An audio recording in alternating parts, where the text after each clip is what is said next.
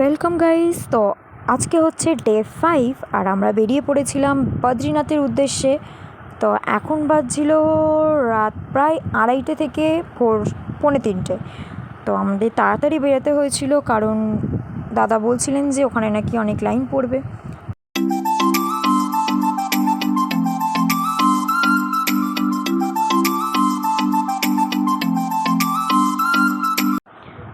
তো আমরা এখন পৌঁছে গেছিলাম বদ্রীনাথ বাবা দর্শন করতে।